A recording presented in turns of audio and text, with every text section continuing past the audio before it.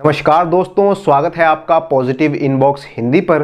आज की कहानी शुरू करने से पहले मैं आपसे रिक्वेस्ट करना चाहता हूं कि आप हमारे चैनल को सब्सक्राइब कर लीजिए और बेल के आइकन को ऑल पर सेट कर लीजिए। तो चलिए शुरू करते हैं हमारी आज की कहानी।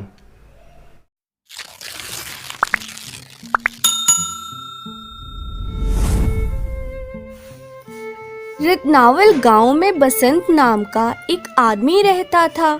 बसंत बिल्कुल अकेला ही था, उसका कोई परिवार नहीं था। बसंत गांव में ही छोटा मोटा काम करके अपना गुजारा कर लेता था। जिस दिन उसे कोई काम नहीं मिलता, वो पास के जंगल से लकड़ियां काटता और उन्हें बेचकर पैसे कमाता था। जंगल का शांत वातावरण बसंत को बहुत पसंद आता था। वो कई बार सोचता कि क्यों ना जंगल के इस शांत वातावरण में ही एक छोटी सी झोंपड़ी बनाकर रहा जाए। परंतु फिर उसे ध्यान आता कि इस जंगल में उसके खाने पीने की कोई व्यवस्था तो है नहीं। उसका इस जंगल में जीवन यापन कैसे होगा, और वो वापस गांव लौट जाता था। बसंत एक बहुत ही संतुष्ट आदमी था। वो जो भी थोड़ा बहुत धन कमाता उसी में खुश रहता था। बसंत का एक दोस्त था गिरधर। पूरे गांव में एक गिरधर ही था जो बसंत की खोज खबर लेता था। दोनों दोस्तों के जीवन की गाड़ी सही चल रही थी। एक दिन बसंत को गांव में कोई मजदूरी का काम नहीं मिल रहा था, तो उसने पास के जंगल से लकड़ियां काटकर लाने का फैसला लिया। बसंत ने बड़ी मेहनत मशक्कत से एक पेड़ की लकड़ियां काटकर इकट्ठा की। जब वो वापस गांव की तरफ चलने लगा, तभी उसने देखा कि उस पेड़ के नीचे एक कौवा बैठा था। जब ध्यान से उसने उस कौवे को देखा, तो उसे पता चला कि कौवे का एक पंख और एक पैर नहीं है। उसे देखकर बसंत के मन में उसके लिए बहुत दया आने लगी। वो सोचने लगा कि बेचारा कौवा एक पंख और एक पैर के बिना कैसे अपना गुजारा करता होगा। ये अपना खाना कैसे ढूंढता होगा। उड़ना और चलना तो इसके बस का है ही नहीं। अभी बसंत ये सब सोच ही रहा था कि तभी एक बड़ा सा बाज उड़ते उड़ते वहां आया। उसने अपने पंजों में एक चूहा पकड़ रखा था। बाज उड़ते उड़ते कौवे के पास पहुंचा और उसने वो मरा हुआ चूहा कौवे के सामने फेंक दिया और फिर वहां से उड़कर वापस चला गया। अब उस कौवे ने बाज के फेंके हुए चूहे को खाना शुरू कर दिया। बसंत ये देखकर बहुत ही हैरान हो गया कि इस जंगल में रहने वाले एक असहाय कौवे को किस तरह से खाना मिल रहा है। इसके बाद बसंत वापस अपने घर लौट गया। अगले दिन बसंत फिर से उसी जंगल में उसी जगह पर पहुंचा। उसने फिर से वही नजारा देखा कि बड़ा सा बाज आता है और अपना शिकार उस कौवे को दे देता है, जिससे कि वो कौवा भूखा ना रहे।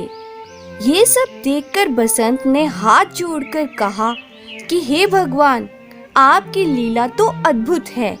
किसी के लिए कोई ना कोई व्यवस्था कर ही देते हो कि उसका जीवन यापन होता रहे।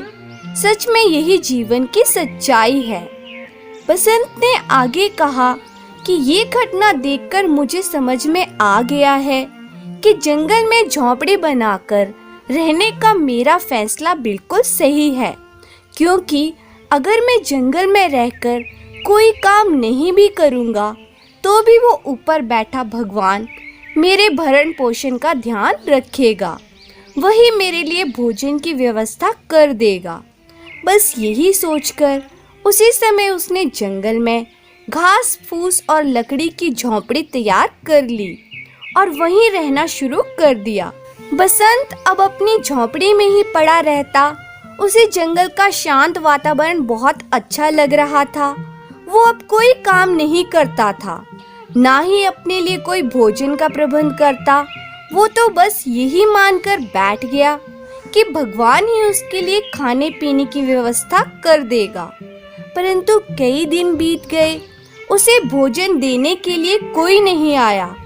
इतने दिन बीतने के बाद जब बसंत मरने की हालत में पहुंच गया, तो जैसे तैसे वो उठकर वापस गांव की तरफ चल पड़ा। गिरते पड़ते जैसे तैसे वो अपने गांव के पास पहुंचा, तो उसे उसका दोस्त गिरधर मिला। गिरधर ने उसे सहारा देकर उसके घर तक पहुंचाया, फिर उसे पानी पिलाया और खाना भी खिलाया। जब बसंत की हालत थोड़ी सुधरी और वो बात करने की हालत में आया, तो गिरधर ने पूछा, भाई इतने दिनों से तुम कहाँ थे और तुमने अपनी ये क्या हालत बना रखी है। तब बसंत ने उसे सारी बात बताई कि किस तरह उसने कौवे और बाज को देखा और उस घटना से उसने क्या सीख ली। गिरधर ने मुस्कुराते हुए कहा, तुमने घटना तो बिल्कुल सही देखी, मगर उससे सीख गलत ले ली। उस घटना के माध्यम से ईश्वर तुम्हें सिखाना चाहता था कि तुम उस बाज की तरह बनो, जो अपने से कमजोर को परेशान तो कर सकता है, लेकिन वो उसे परेशान न करके उसकी मदद करता है। उस दिन बसंत को एहसास हुआ कि घटना वही थी, लेकिन उसने गलत सीख ले ली। इस तरह हम लोग भी घटनाओं से वो सीख ले लेते हैं जो आसान और सुविधाजनक होती है, फिर चाहे वो गलत सीख ही क्यों ना हो।